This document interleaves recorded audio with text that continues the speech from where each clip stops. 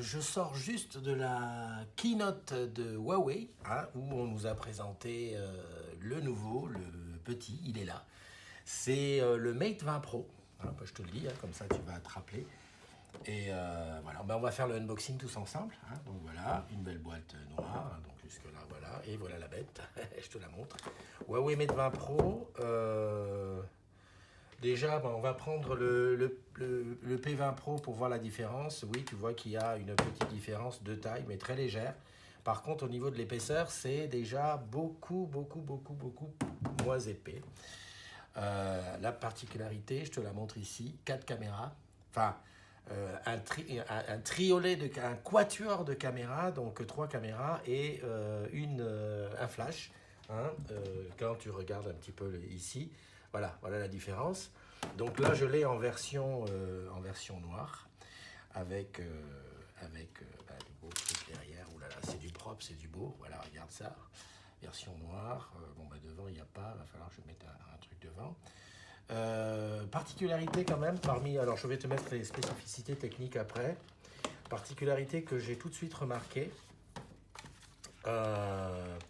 Il est double SIM. Alors c'est pas un double SIM simple, c'est un double SIM d'un nouveau genre. Là, pour prendre la SIM, c'est en bas. Je te le montre comme ça, voilà. Donc ici, double SIM. Mais particularité, c'est que une SIM en haut, une SIM en bas, mais une des deux peut être remplacée par le nouveau format de carte mémoire qui s'appelle la nano SD, qui a exactement la même taille qu'une carte SIM, d'une nano SIM. Et donc tu peux avoir soit deux SIM, soit une SIM et une nano SD. Voilà. Donc toujours pareil, un chargeur rapide Huawei. Alors celui-là, tu arrives à 70% de charge en 30 minutes. Ça, ce sont les spécifications. On a bien entendu le petit adaptateur USB-C pour mettre un casque.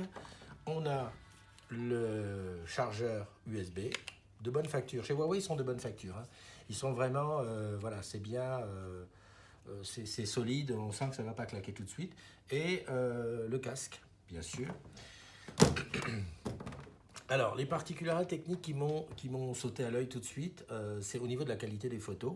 Et je pense que tu vas avoir droit ces jours-ci à pas mal de petites photos de comparaison avec le P20 Pro, mais aussi avec le iPhone X. L'iPhone X qui filme là. Voilà. Sinon, la particularité, c'est que vraiment au niveau de l'intelligence artificielle, on était poussé beaucoup plus loin.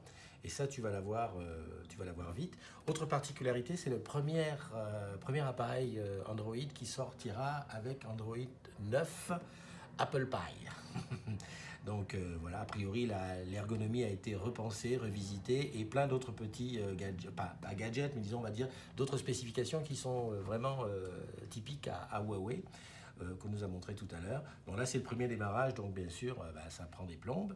Mais en tout cas, voilà l'appareil, qu'on a bien en main. Enfin, honnêtement, je compare avec le P20 Pro, que tu te rappelles, j'ai toujours dit que c'était un téléphone qui glissait beaucoup. Ici, on ne sent pas les bords sur celui-là. On ne sent pas les bords. On a vraiment bien en main. Alors, je choisis la langue. Est-ce qu'il y a français un jour ici? Ouais, français. Voilà. Il me demande français de France. Oui, d'accord. Et commencer. C'est parti. Je déclare que je suis d'accord. Service basique. Suivant. Voilà, veuillez insérer une carte SIM. On va mettre ignorer parce que j'ai pas de carte SIM. Importation des données. Alors ça, c'est bien parce que tu vois, maintenant, on peut importer les données directement depuis l'appareil. Alors, soit d'un autre appareil Android, soit d'un iPhone ou d'un iPad, soit une sauvegarde, Cloud Google, ou d'un Huawei Cloud. Je fais suivant parce que j'importe pas de données. Je vais prendre un réseau Wi-Fi pour quand même avoir quelque chose. Donc là, je me connecte. Alors là, pour me connecter à ce réseau Wi-Fi, il faut que je donne 2-3 bricoles. Voilà. Hop, en fait, c'est le numéro de ta chambre et ton nom. Voilà, ça c'est fait. Et continue, c'est parti. Voilà, je suis connecté. Je fais suivant.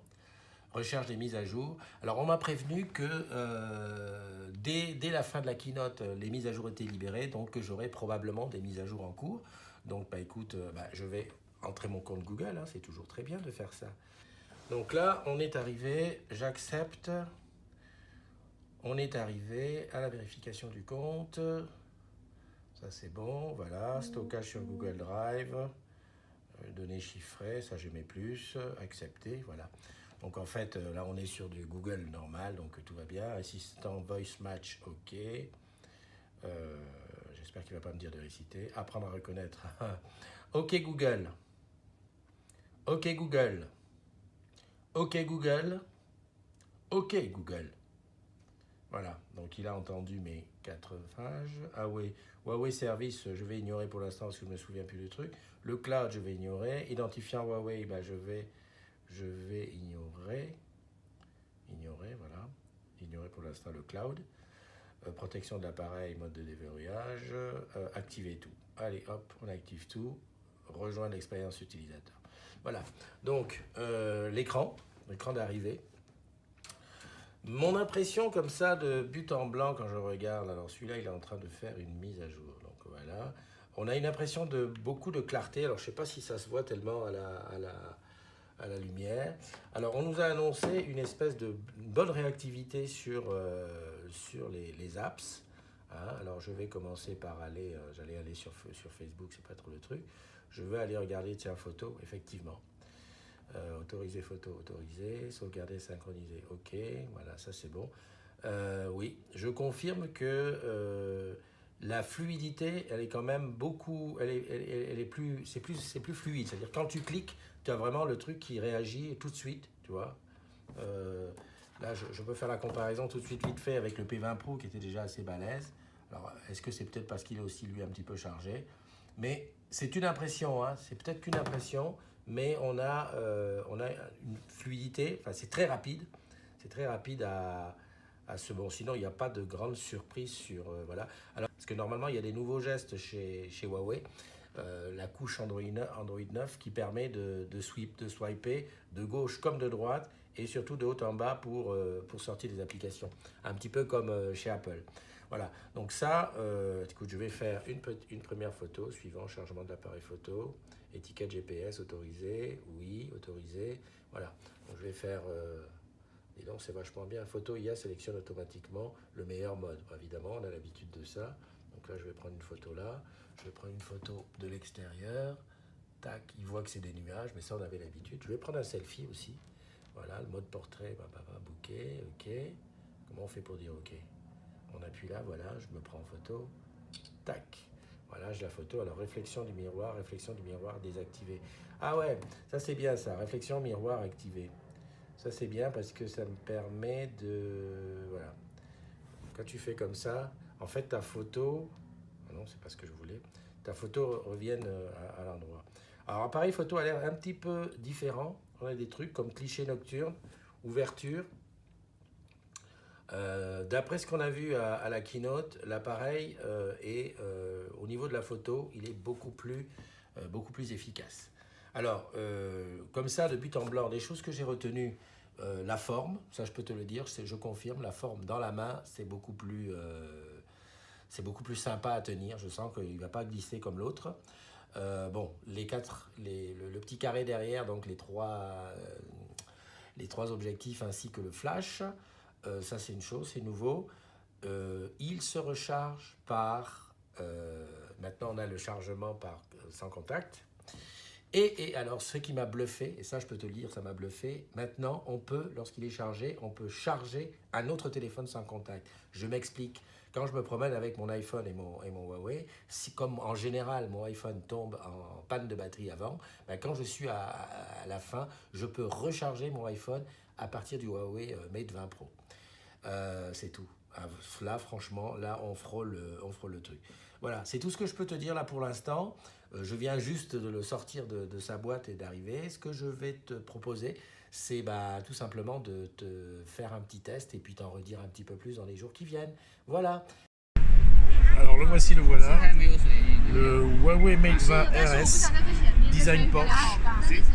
Je l'ai dans les mains. Alors, effectivement... c'est la même chose au niveau de la chine. Par contre, ce qui est super intéressant, voilà, c'est ça. Finition cuir ici à l'arrière. Voilà. Les objectifs photo ne dépassent pas. Voilà. C'est un téléphone qui tourne aux alentours de 2000 €. Mais en tout cas, quand on l'a dans la main, eh ben, il est tout petit, il tient bien. On a l'impression effectivement qu'il est tout léger. Voilà, là je suis en position photo, j'essaie de sortir de là. Ah ouais, lui là, voilà. Celui-là a les mouvements comme voilà, qu'on connaît, avant, arrière. Et quand je lance une application, je peux sortir en faisant ça. Voilà. Alors, à noter aussi que la lecture d'empreinte se fait sous le verre. Voilà. Bon, là, j'ai pas configuré, mais c'est sous le verre. Donc, Mate 20 Pro RS, Porsche Design. Alors, Huawei a annoncé aussi dans la série Mate 20, donc le Mate 20, le Mate 20 Pro ainsi que le Mate 20 X qui est un petit peu plus grand avec un écran de 7 pouces. Sans oublier bien entendu la montre Huawei Watch GT et le petit accompagnant pour le sport. Allez, on va parler de prix maintenant avec le Mate 20 qui est en 4 Go de RAM, 128 Go de stockage à 799 €, en 6 Go de RAM, 128 Go de stockage à 849 € disponible dès maintenant. Le Mate 20 Pro a 6 Go de RAM, 128 Go de stockage à 1049 €, lui aussi disponible dès maintenant. Les deux sont disponibles en plusieurs couleurs. Le Mate 20X, l'écran de 7,1 pouces, est à 6 Gb de RAM, 128 Gb de stockage à 899 €. Et quant au Porsche Design Huawei Mate 20 RS, 1695 € pour 8 Gb et 256 Gb de stockage, 2095 pour 8 Go et 512.